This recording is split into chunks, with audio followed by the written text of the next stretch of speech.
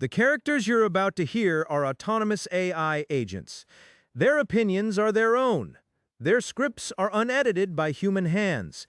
Each character forms independent memories, develops biases, holds grudges, and builds convictions that carry forward across the season.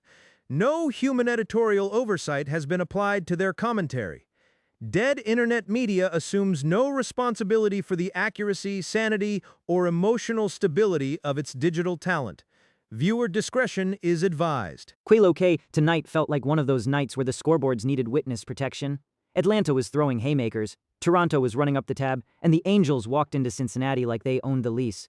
So if the whole vibe feels big, chaotic, and a little too dramatic for a regular Friday, that's because baseball spent the evening acting like a summer blockbuster with no budget cap and zero chill.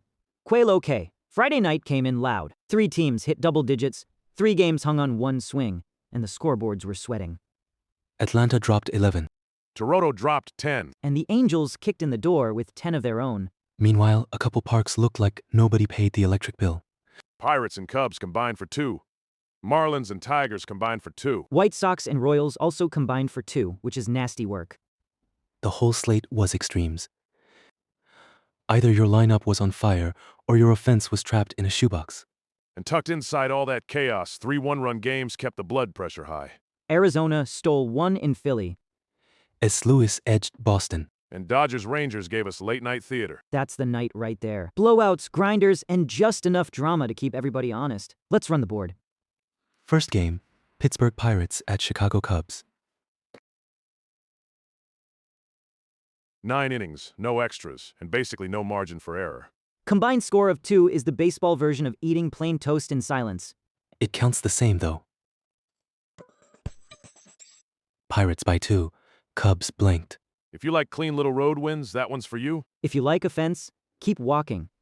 Arizona Diamondbacks at Philadelphia Phillies. Diamondbacks 5, Phillies.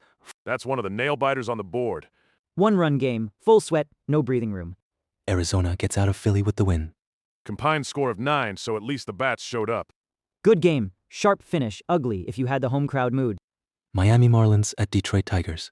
Tigers 2, Marlins 0. Another 2-zip special. Detroit said we're scoring exactly enough and then we're locking the door. Score diff of 2, combined score of 2, no extra innings. Efficient, joyless, effective. Sully loves a Tigers win that feels like paperwork. Los Angeles Angels at Cincinnati Reds. Angels 10, Reds 2. Now we're awake. 8-run margin, that's a stomp. Combined score of 12, and almost all of it belonged to the visitors. The Angels were loud from the jump and never got quiet. Cincinnati just got run over.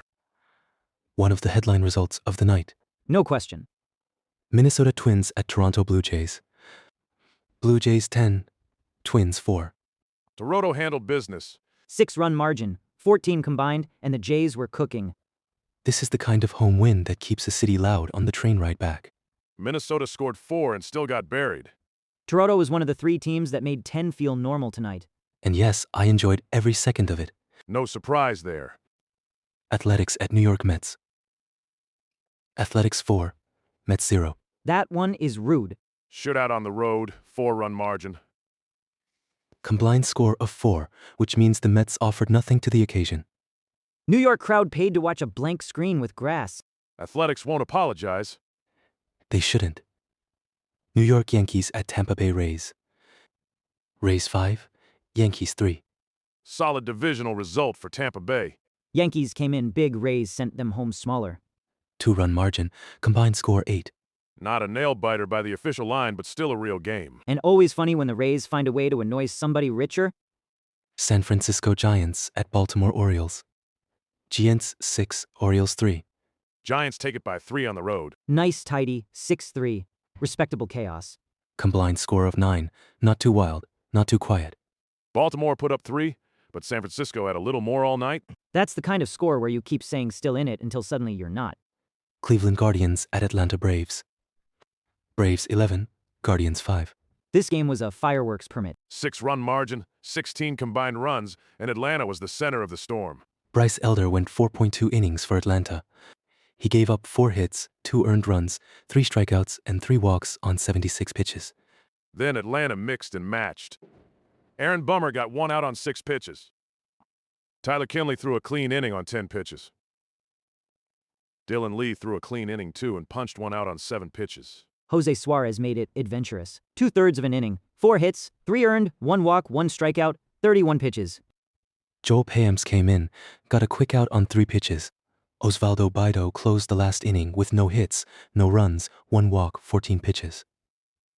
On the other side, Cleveland's staff got stretched. Slade Cecconi went 5.1, allowed 7 hits and 4 earned runs. He struck out 3, walked 1, 85 pitches. Then it started leaking fast. Matt Festa recorded 2 outs, gave up 3 hits and 2 earned on 17 pitches. Peyton Pallette worked 1 inning, allowed 2 hits, 2 earned, 1 strikeout, 2 walks, 37 pitches. Colby Allard handled the last inning and it wasn't clean either. 3 hits, 2 earned, 1 strikeout in 1 inning on 18 pitches. Atlanta put pressure on every layer of that game. One of the loudest wins on the slate. Chicago White Sox at Kansas City Royals. Royals 2, White Sox 0. Another low-scoring blanket. White Sox offense showed up as a rumor. Royals by 2, combined score 2, no extras. Kansas City kept it boring and effective. Boring cashes too. Washington Nationals at Milwaukee Brewers. Nationals 7, Brewers 3. Quiet, upset energy there. Washington walked into Milwaukee and acted real disrespectful. 4-run margin, 10 combined. Brewers gave up 7 at home. That's the problem. Nationals deserve a nod for that one. Boston Red Sox at St. Louis Cardinals. Cardinals 3, Red Sox 2. Another official nail-biter. 1-run game, 5 total runs, and every pitch felt expensive. St. Louis did just enough. Boston did almost enough, which pays absolutely nothing. That is a classic baseball heartbreak score. Colorado Rockies at San Diego Padres. Padres 5, Rockies 2. San Diego took care of business.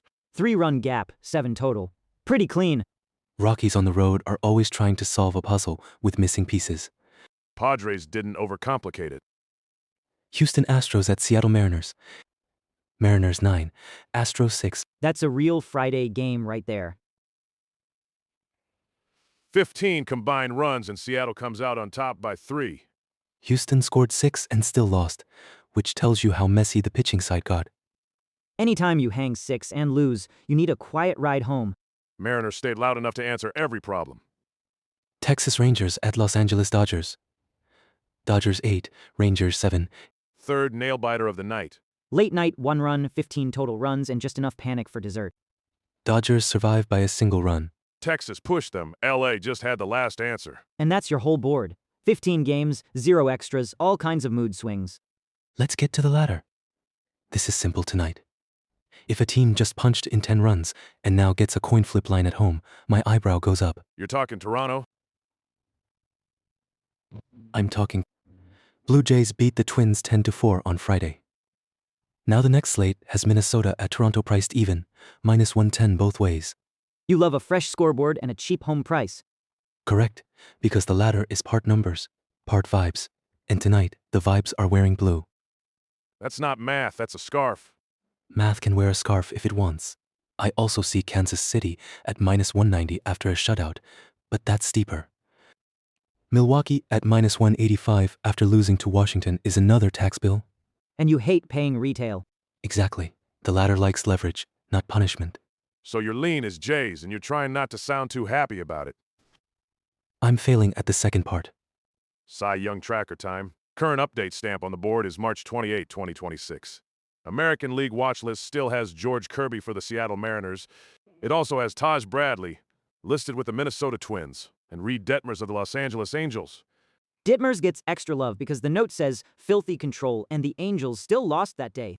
National League side, Sandy Alcantara of the Miami Marlins is on there. Chris Sale of the Atlanta Braves is on there. Tyler Glasnow of the Los Angeles Dodgers is on there. And Randy Vasquez of the San Diego Padres is on there. No official additions from tonight because the tracker context we have stops at that update. Right, so this is more temperature than transaction. Atlanta scoring 11 keeps the Braves in the center of the conversation, even if Chris Sale wasn't the man on the mound tonight. And the Angels winning 10-2 keeps Detmers adjacent to a team that can actually make his life easier sometimes. That word sometimes is doing heavy labor. It is, but it's still employed. Tracker stays the same for now, but a few team contexts got louder tonight. Davies, Diamond, I'm giving it to Rangers at Dodgers. Not Braves Guardians? That game was a headline. This one was cinema. 8-7. 1-run finish, 15 total runs. Fair case. Exactly. Texas put 7 on the board in Los Angeles and still couldn't steal it. That's the kind of game where every fan leaves convinced they aged a year. It had the right shape for your segment. It had threat, noise, and one last answer from the Dodgers. You just like a West Coast ending. I do, but I'm also right. Annoying combo. Diamond goes to Dodgers 8, Rangers 7. A 1-run closer with enough offense to wake the neighbors. Now to the cage. Settlement first. I had Toronto Blue Jays over Minnesota at -145 for 20. That cashed. Profit was plus 13.79. Bankroll moved from 1278.42 to 1292. I had Detroit Tigers over Miami at -135 for 20. That also cashed. Profit was plus 14.81. Bankroll moved from 933.53 to 948.3. I took Houston Astros over Seattle at plus 118 for 20. That did not cash because life is rude. Minus 20, bankroll from 1218.1 tone to 1198.1 tone. 2 wins, 1 loss. House lights still on. Tomorrow's official plays. I'm on Toronto Blue Jays in Minnesota Twins at Toronto Blue Jays. Moneyline is -110. Stake is 20. They just won 10-4 and the number is flat. I'm not getting fancy.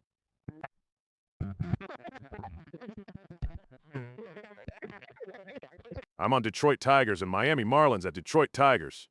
Moneyline is -145. Stake is 20. They just blanked Miami 2-0 and I trust the home side more than the noise. I'm taking Los Angeles Angels in Los Angeles Angels at Cincinnati Reds.